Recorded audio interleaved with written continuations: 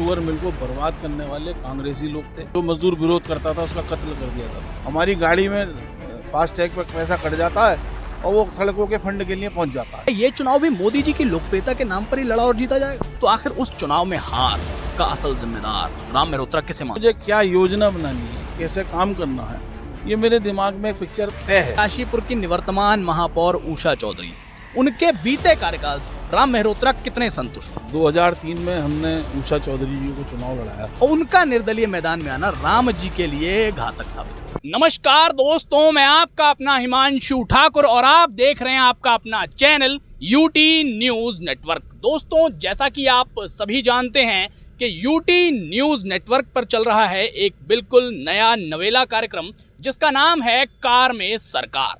तो साथियों, ऐसे में कार में सरकार का आज छठा यानी कि 6th एपिसोड है और इस छठे एपिसोड में हमारे जो खास मेहमान हैं काशीपुर शहर और आसपास के समस्त क्षेत्रों के लिए किसी भी विशेष पहचान के मोहताज नहीं है।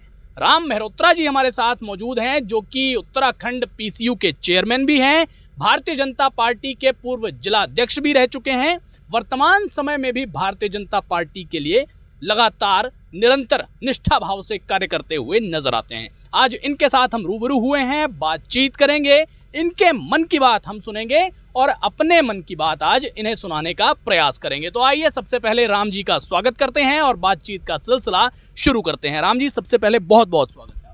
धन्यवाद आपका, आपने मुझे आमंत्रित किया, इसके लिए आपका मैं आभारी हूँ। राम जी, राजनीतिक बातें खूब सारी होंगी, उस बीच कुछ पर्सनल बातें भी होंगी, लेकिन सबसे पहला सवाल मेरा सभी से ये रहता है और आपसे भी यही है कि अपने एक लंबे राजनीतिक जीवन काल में अब तक कोई इस प्रकार का इंटरव्यू दिया है जिसमें गाड़ी में सवार होकर इस प्रकार से इस अंदाज में ऐसे सड़कों पर निकले हो? नहीं, ऐसा कोई इंटरव्यू नहीं दिया मैंने गाड़ी में बैठ के। इंटरव्यू तो बहुत दिए लेकिन गाड़ी में बैठ के नहीं दिया आज तक। पहला एक्सपीरियंस है, फर्स्ट। उम्मीद करते हैं कि बढ़िया होगा। बिल्कुल होना चाहिए। राम मेहरोत्रा के राजनीतिक जीवन और राजनीतिक सफर की कहानी, राम मेहरोत्रा की जुबानी, ये जनता भी जानना चाहेगी और मैं भी जरा जानना चाहूंगा, क्योंकि इसी से हमारा जो ये इंटरव्यू है कहीं ना कहीं बल पकड़ेगा। देखिए, मैं छात्र जीवन से राजनीति में हूँ। सन 78 में मैं इंटर कॉलेज में चुनाव लड़ा था और उसके बाद लगातार अपना जो है वो विद्यार्थी परिषद से जुड़ा रहा और विद्यार्थी परिषद के बाद फिर भारतीय जनता पार्टी का लगातार सन 86-87 से मैं काम कर रहा हूँ। लगातार 89 का चुनाव लड़ाया, 91 का लड़ाया, 93 का लड़ाया, 96 का लड़ाया, फिर अपने लोकसभा के चुनाव लड़ाए। तो ऐसे तमाम चुनाव जो है लड़ाता हुआ और आज अपने भारतीय जनता पार्टी का लगभग 40 साल से मैं कार्यकर्ता हूँ और 2008 में मैं नगर पालिका का चुनाव भी लड़ा था, जिसमें जो है वो मैं चंद वोटों से हार गया था। चंद वोटों से हार गए थे। अच्छा, 40 से अधिक वर्षों का राजनीतिक अनुभव, कहीं ना कहीं ये इस वजह से बड़ी बात मैं मानता हूँ क्योंकि काशीपुर शहर में तमाम हमारे राजनीतिक व्यक्ति ऐसे हैं जिनकी उम्र भी मेरे ख्याल से अभी 40 पार नहीं की। आपकी जो राजनीतिक जीवन की उम्र है वो 40 पार हो चुकी है। तो एक प्रश्न ये भी बन करके आता है कि इस पूरे राजनीतिक जीवन काल में राम मेहरोत्रा ने राजनीति से क्या खोया, क्या पाया और क्या कुछ बनाया? देखिए, भारतीय जनता पार्टी को मैं जब से जुड़ा हूँ लगातार पार्टी ने कुछ ना कुछ मुझे दिया है। मैं 3 बार मंडल अध्यक्ष रहा, फिर जिला अध्यक्ष रहा और अपने कई प्रकोष्ठों का प्रदेश संयोजक रहा, अपना निर्माण प्रकोष्ठ, अपना लघु उद्योग प्रकोष्ठ और इस तरीके से लगातार अपना जैसे आजीवन सहयोग निधि है उसका कुमाऊं का प्रभारी और अपने जब उत्तर मतलब जो हमारा पूरा बड़ा जिला था तब उसका मैं क्या नाम है मंत्री भी रहा, उपाध्यक्ष भी रहा। तो ऐसे करते करते पूरा राजनीतिक जीवन मेरा रहा है और मैं क्या नाम है छात्र राजनीति में भी मैंने आपको बताया कि मैं रहा और मतलब मैंने छात्र राजनीति के समय में भी किसी से दब के काम नहीं करा राजनीति में और हमेशा मतलब आगे बढ़ के काम करा, छात्रों की लड़ाई लड़ी और उसमें मैंने बहुत सारे मुकदमे भी झेले अपनी ज़िंदगी में। तो ये सब चीज़ें जो हैं छात्र राजनीति के समय में, तो अपने जो है वो इस तरीके से करते करते आज मैं पूरे 40 साल में भारतीय जनता पार्टी ने मुझे सब कुछ दिया है।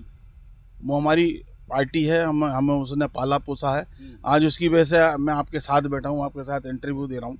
तो राजनीति में बहुत कुछ दिया है पार्टी ने, और एक ऐसी पार्टी है भारतीय जनता पार्टी जो अपने हर कार्यकर्ता के बारे में, बूथ लेवल के कार्यकर्ता से लेकर और हर कार्यकर्ता के बारे में विचार करती है, और उसे जहाँ पर जिस जगह एडजस्ट करना होता है वो पार्टी करती है। तो मैं ये कहूँ कि मुझे कुछ नहीं दिया, मुझे पार्टी ने बहुत कुछ दिया है, और पार्टी की वजह से ही आज मैं यहाँ तक पहुँचा हूँ।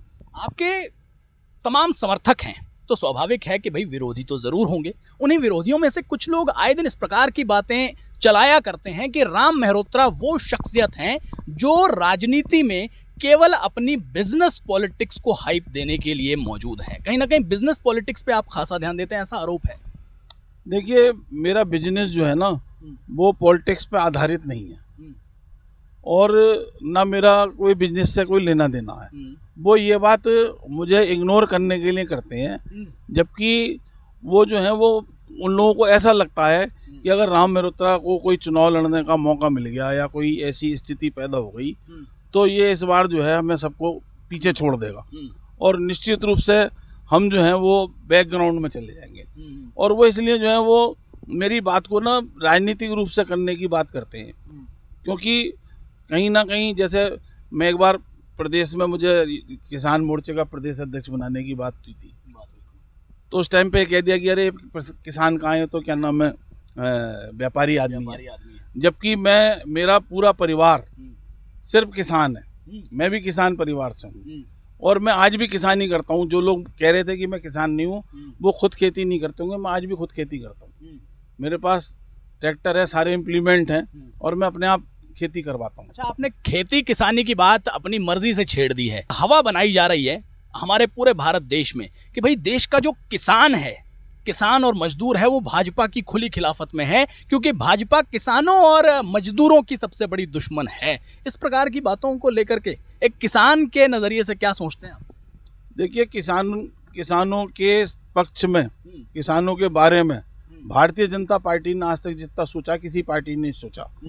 चाहे वो 6,000 रुपये साल उन्हें दे रही हैं, चाहे अपना जो खाद पे और उस पर सब्सिडी है वो दे रहे हैं, चाहे कृषि बीमा योजना है, चाहे उसके अलावा जो भी किसानों को अधिक से अधिक सुविधा दे सकते हैं वो देने का पार्टी प्रयास कर रही है, सरकार प्रयास कर रही है।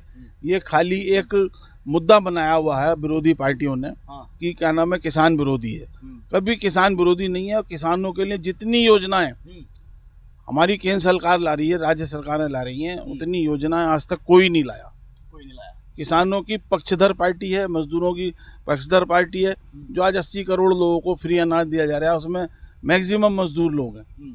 तो ऐसा तो कहना बिल्कुल ही गलत है कि किसानों और मजदूरों की मुखालिफ पार्टी है। आपने देखा होगा 10 साल में जितनी किसानों की आत्महत्याएं कम हुई हैं, और जिस तरीके से किसानों के लिए उन्होंने सोचा है, जिस तरीके से अनाज के रेट बढ़े हैं और लगातार बढ़ रहे हैं, MSP आए या ना आए, लेकिन किसानों को आज अपनी फसल का पूरा पैसा मिल रहा है, और MSP के भी सरकार लगातार रेट बढ़ा रही है।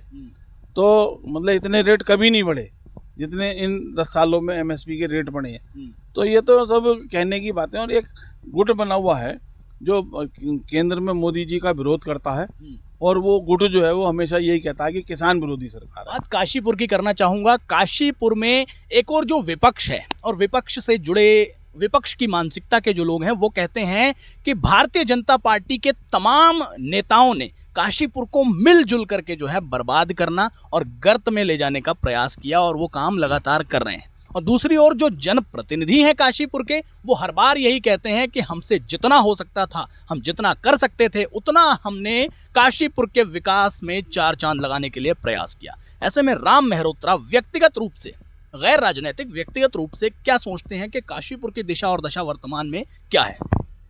देखिए, काशीपुर को जहाँ तक बर्बाद करने की बात कर रहे हैं ऐसा कतई नहीं है। लगातार विकास के काम यहाँ पर हुए हैं और हो रहे हैं।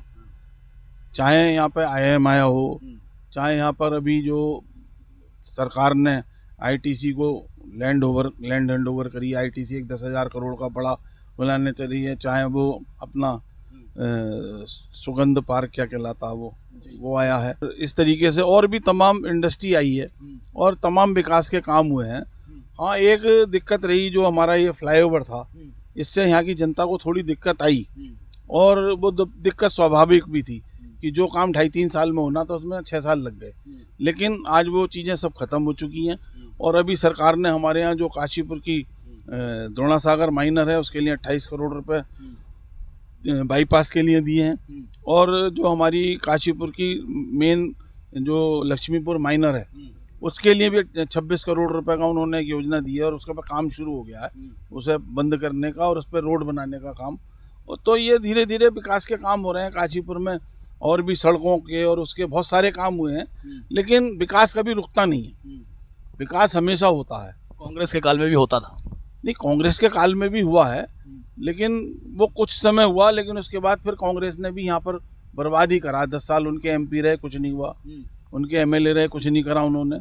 लेकिन एक टाइम था जिस टाइम थोड़े बहुत विकास के काम यहाँ पर हुए थे, लेकिन इसके बावजूद यहाँ पर पिछले, अगर आप ये मानो कि बीजेपी के काल से पहले 10 साल जो थे उसमें तो यहाँ पर कांग्रेस ने बिल्कुल ठप कर दिया था। मैंने कहा भाई साहब कि तमाम इंडस्ट्री यहाँ पर नई आ रही है। अब मेरे मन से ये सवाल निकल करके आ रहा है, क्योंकि इंडस्ट्री, उद्योग और इस प्रकार की बात हम खूब कर रहे हैं, तो काशीपुर की हार्ट बीट कहा जाने वाला शुगर मिल बंद हो गया। काशीपुर का एक बहुत बड़ा एक ऐसा केंद्र जहां पर मेरे ख्याल से सैकड़ों की संख्या में मजदूरों को रोजगार मिला हुआ था, सूत मिल, वो भी बंद हो गया। इसके साथ ही साथ कई ऐसे प्रमुख और बड़े उद्योग काशीपुर के रहे जो एक समय में बड़ा साधन हुआ करते थे रोजगार का, लेकिन आज वे सभी ठप हो गए, बंद हो गए। आखिर इसके लिए जिम्मेदार कौन है? सरकार ही मानी जाएगी? देखिए, ये काशीपुर की शुगर मिल को बर्बाद करने वाली भी कांग्रेस थी, इन्होंने उसे बर्बाद करा। कांग्रेसियों की राजनीति का अड्डा बन गई थी वो, और कांग्रेस के लोग उसका लाभ उठा रहे थे, इसलिए जो पुराने एलएस शुगर मिल के मालिक थे वो इसे बेच के चले गए और उसके बाद फिर वो लगातार सने सने जो है वो मिल खत्म होती चली गई। तो इसमें बीजेपी का कोई दोष नहीं है, कांग्रेस के लोगों ने खत्म करी। सूत मिल में भी काशीपुर के कांग्रेसियों ने राजनीति करी और काशीपुर की सूत मिल को कांग्रेसियों ने बर्बाद कर दिया, इसलिए वो काशीपुर की सूत मिल भी बंद हो गई। इसमें भारतीय जनता पार्टी का कोई हाथ नहीं था, क्योंकि मैं अच्छी तरीके से जानता हूँ, मैं वहाँ पे मजदूरों की मैंने काफ़ी नेतागिरी भी करी है और मेरे परिवार के लोगों ने भी करी है, तो मुझे पता है कि किस तरीके से वहाँ पे मजदूरों को जो है वो जो मजदूर विरोध करता था उसका कत्ल कर दिया जाता था। ये सब काम उस सूत मिल में हुए हैं और कांग्रेसियों की सह पे हुए हैं। तो ये सब चीज़ें जो हैं वो इन्होंने उसे सूत मिल को और क्या नाम है शुगर मिल को बर्बाद करने वाले कांग्रेसी लोग थे और कोई नहीं था।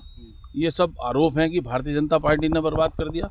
भारतीय जनता पार्टी तो अटल बिहारी वाजपेयी के ज़माने में उन्होंने इंडस्ट्री को सब्सिडी दी, इंडस्ट्री लाए, इंडस्ट्रियल एरिया बनाए और जिसका कि आज अपने काशीपुर में भी महुआ खेड़े गंज में बहुत सारी इंडस्ट्री आई है अटल जी के टाइम में और अपने भारतीय जनता पार्टी के टाइम में।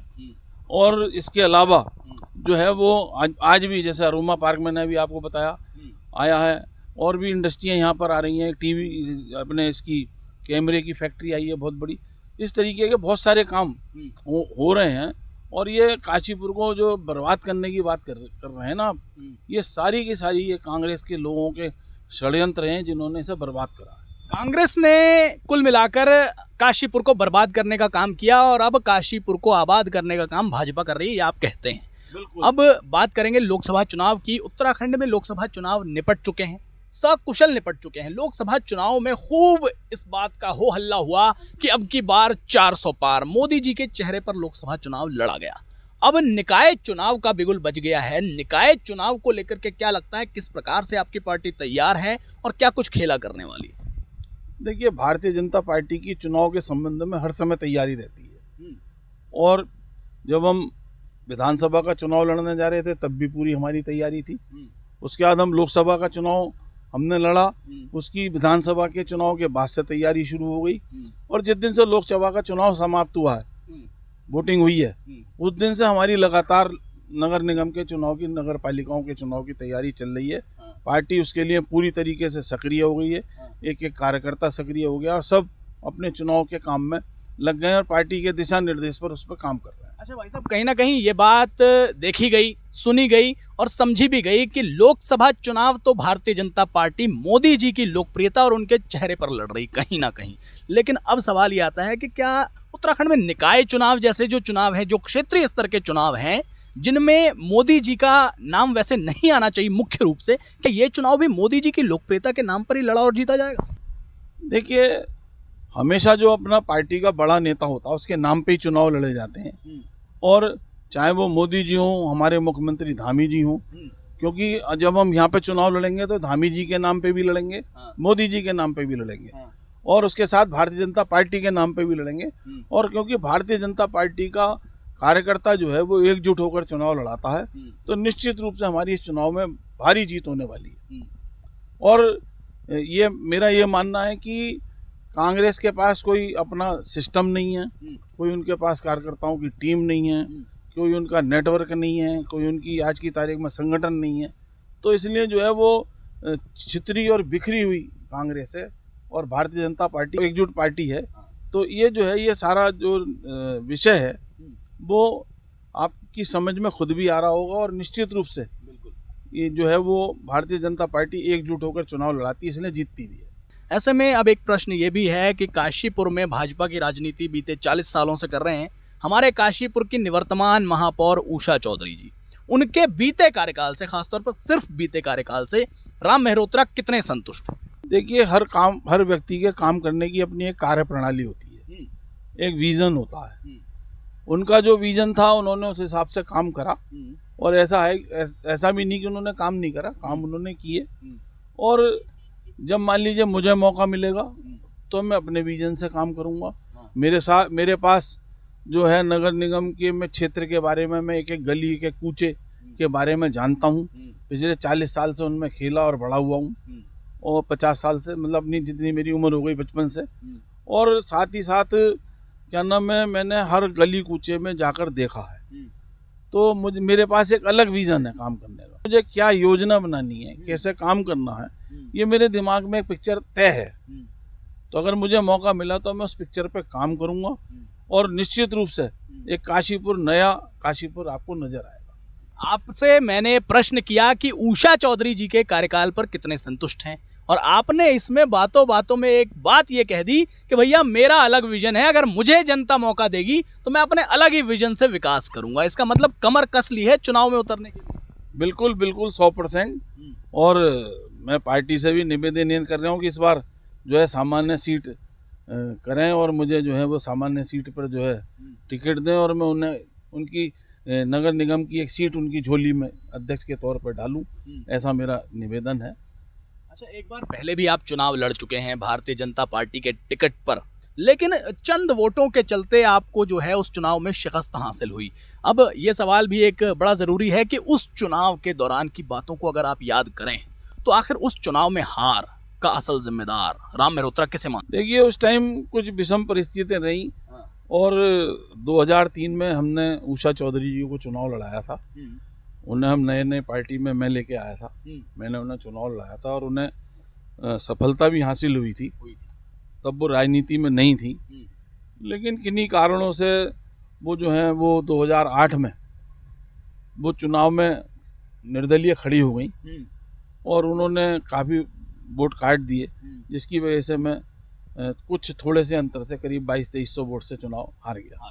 कहीं ना कहीं उषा चौधरी जी अचानक से एक बगावती सुर छेड़ देती हैं। वो किसी एक के खिलाफ नहीं, अचानक से वो चुनाव लड़ने का फैसला कर लेती हैं कि चाहे कुछ भी हो जाए चुनाव लड़ूंगी, और निर्दलीय मैदान में आ जाती हैं। और उनका निर्दलीय मैदान में आना राम जी के लिए घातक साबित हो जाता है। नहीं, ऐसा नहीं है।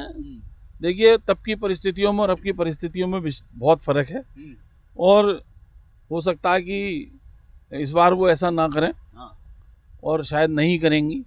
मेरी ऐसी उनसे उम्मीद है और आशा है, क्योंकि अब उन्हें भी पार्टी से जुड़े हुए बहुत लंबा समय हो गया। वो नया मामला था, और आज वो जो है पार्टी से पूरी तरीके से जुड़ चुकी हैं, और 15 साल वो नगर निगम, नगर पालिका चला चुकी हैं। तो शायद वो ऐसा नहीं करेंगी, और क्योंकि अब वो पार्टी की रीति नीति को समझ गई हैं, तो शायद इन सब चीज़ों का जो है इतना असर ना हो, और वो ऐसा ना करें। आपने जिस प्रकार से बातें की हैं तो ये बात स्पष्ट नजर आ रही है कि आप बिल्कुल 101% कॉन्फिडेंट हैं कि भैया अब की बार तो टिकट मुझे मिलेगा ही मिलेगा।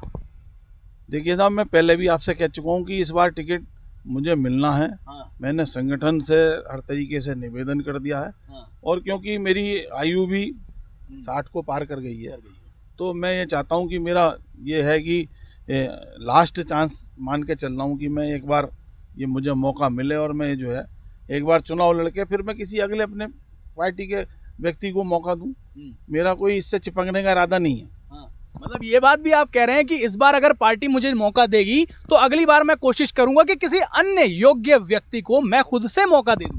बिल्कुल बिल्कुल, निश्चित रूप से। और मान लीजिए कि अगर भारतीय जनता पार्टी ने आपको टिकट नहीं दिया, आप पर विश्वास नहीं जताया, एक बात कर रहा हूं, तो क्या तब भी चुनाव मैदान में उतरने की सोचेंगे, तब भी चुनाव लड़ेंगे? मैं संगठन का कार्यकर्ता हूँ और तब चुनाव बगावत तो नहीं करेंगे, ये है प्रश्न।